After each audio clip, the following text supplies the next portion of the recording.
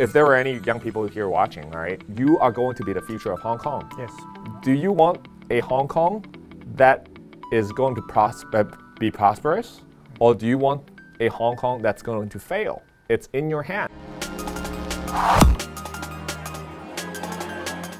Before starting our show, please remember to watch our videos and subscribe to our channel. Do you know any Hong Kong youngsters that before wanting to become a police officer and now they are giving up on this dream job? Actually, if I may take you back to the time when I joined the police force, there was a Chinese saying, if you are a good son in the family, you would not join the police.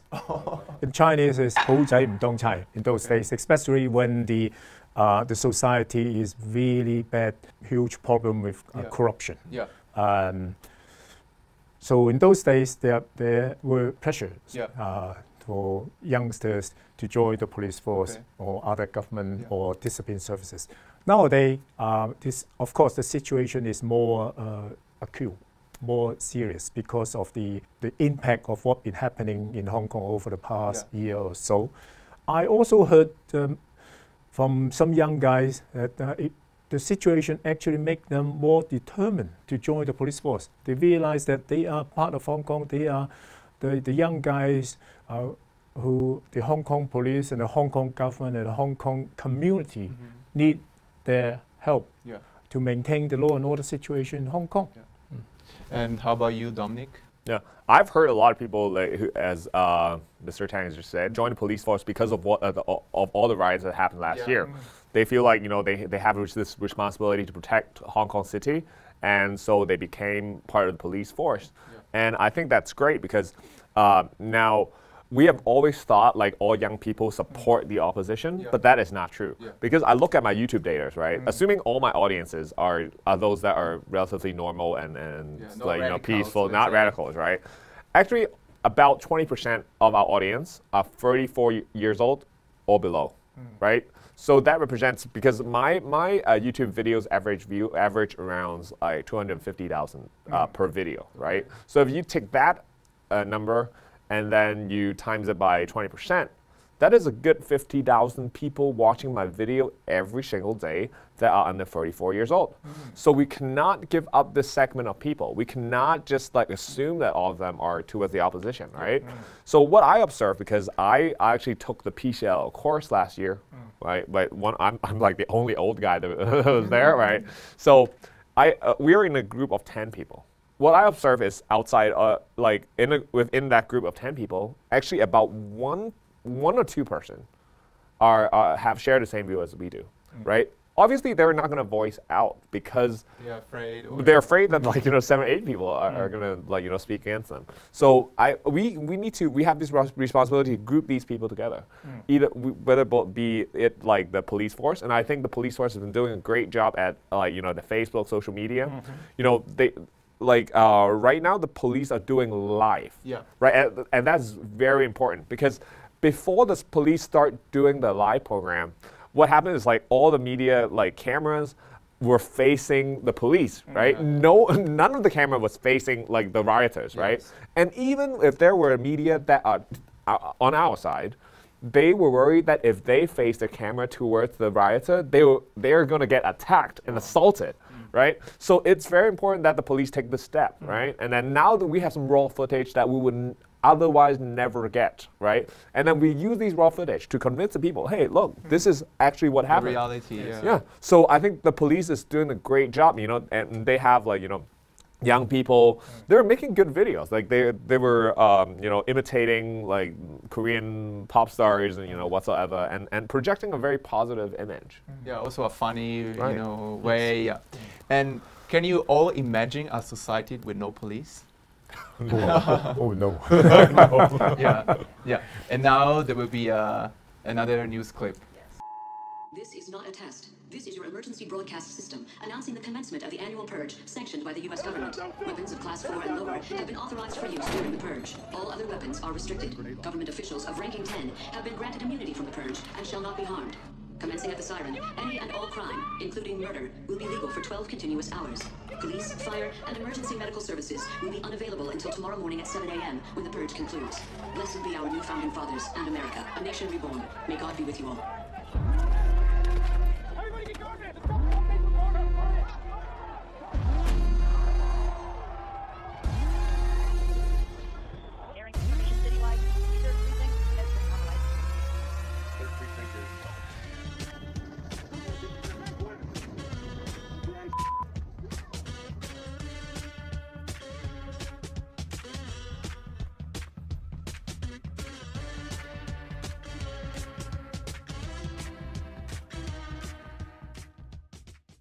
this was a clear example of like basically disorder, chaos, and so we cannot imagine a society with no police. Right. And it's not a matter of being on one side or another one, like blue or yellow. It's just like logic, and the police in a way has to be tough because they represent an institution, and then they reserve this respect because, you know, they need to keep order in the society. They need to protect like the citizens and also in general like the city. Do you have any comments about like the clip that we just watched? Or to go back to your question about can we imagine a society without the police? As far as the police are concerned, our function is very simple and straightforward. The police are there to protect life and property. And you expand life and property. You look at if you simply look at Hong Kong in recent days.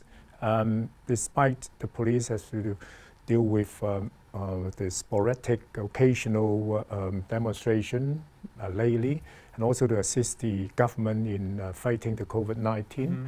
The police also been doing a very good job in making arrests, drug trafficking cases, and other violent crime, armed robberies, and things like that. Maintaining the traffic as simple as that on a daily basis. So don't take the police for granted. The police is part of the society. Policemen are also members of the society, and they deserve, like what you said, deserve respect from everybody, and don't politicize the role of the police force. Well, I think we got a very professional police force here in Hong Kong, right? We have one of the finest, most professional police forces here in Hong Kong compared with anywhere else in the world. And Hong Kong, for a very long time, have been one of the safest cities in the world. And we won't have to worry about, like, you know, when we go out. We go out at night in the U.S., for example. I went to college in the U.S., right? We literally need to worry. You may get shot if you get into the wrong neighborhood. You may get robbed, right? You may get raped, okay?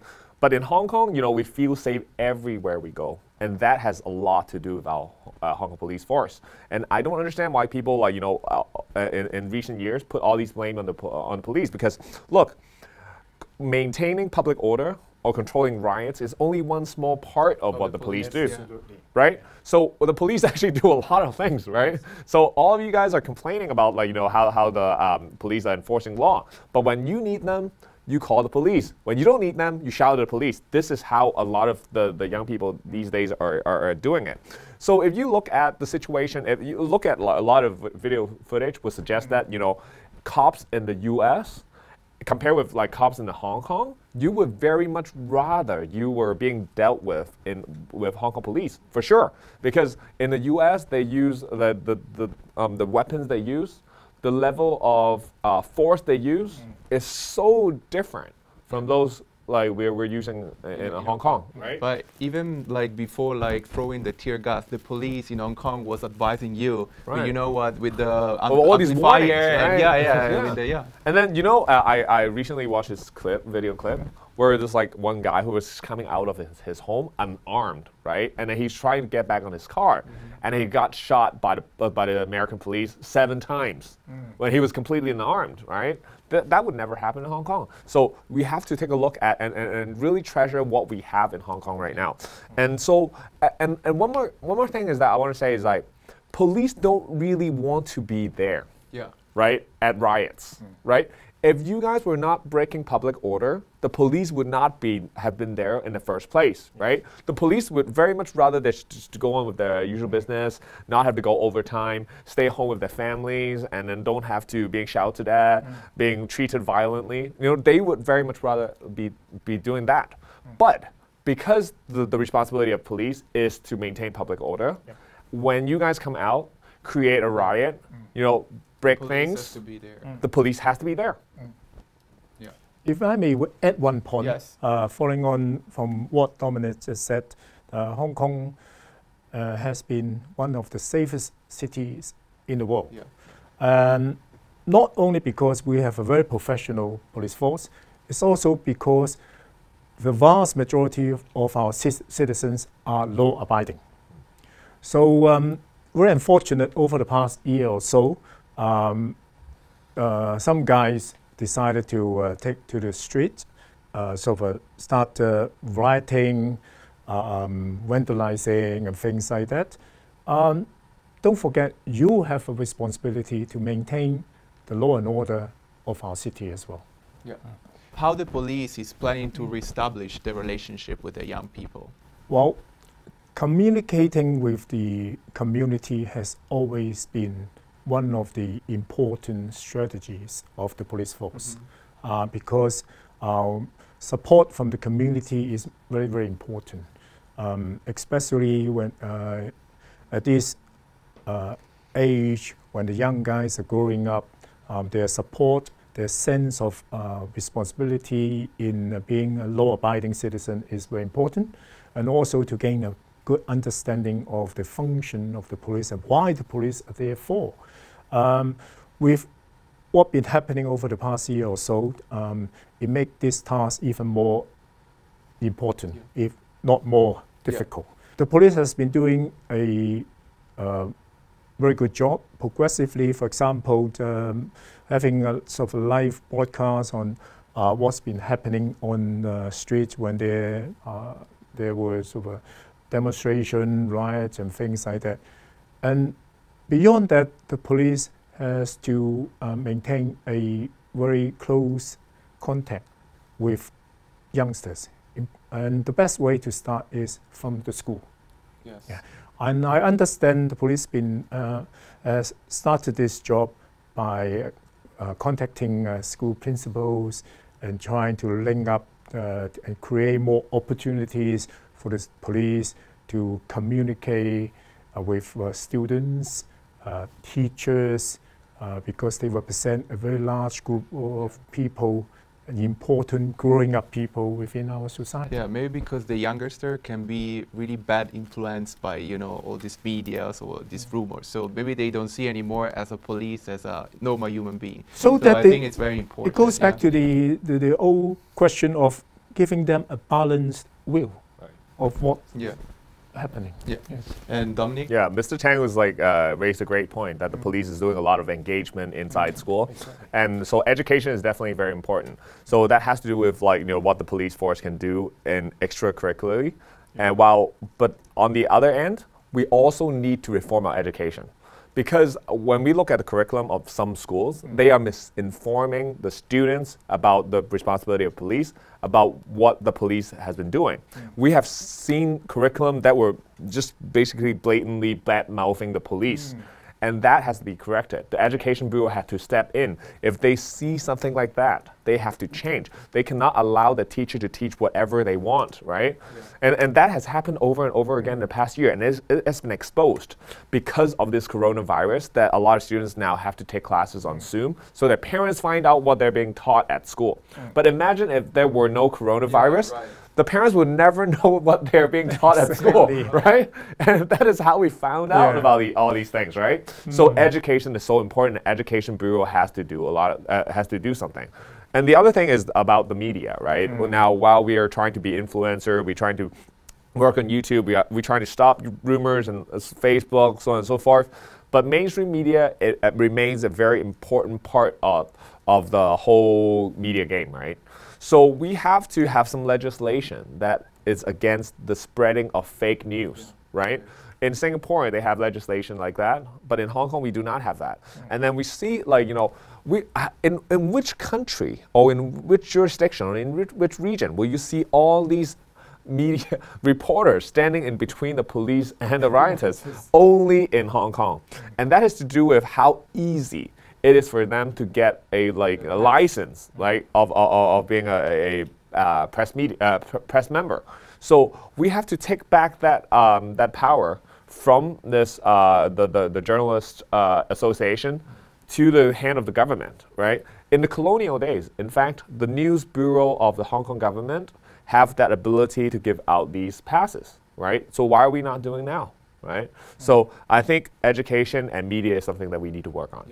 What do you want to say to the Hong Kong youngsters and how to change the stereotypes of certain people, especially on the police?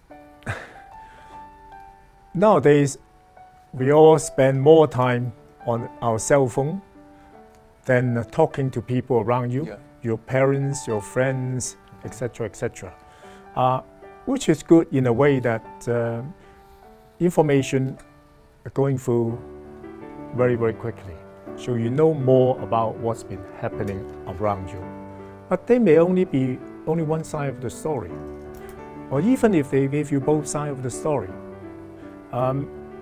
as a recipient, you watch, you listen, that's not enough. You have to think as well.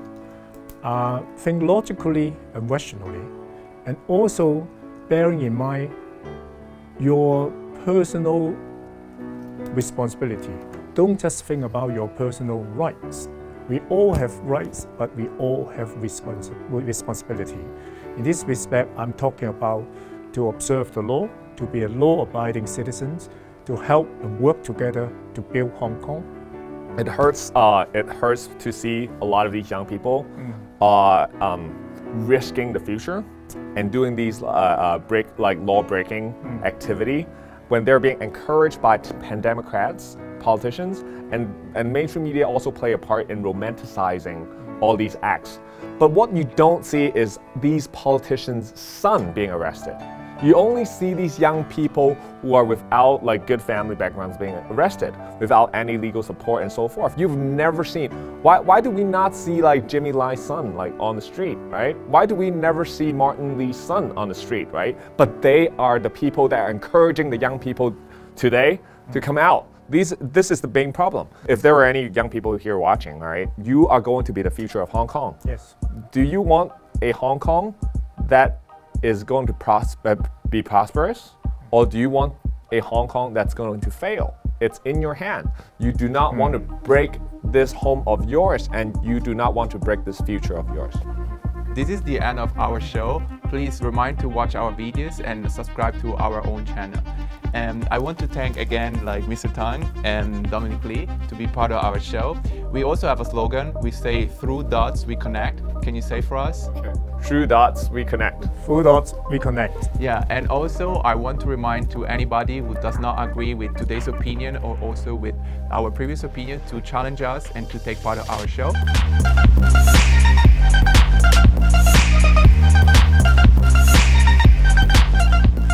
So that's all for today. Thank you very much. Bye-bye. Bye-bye.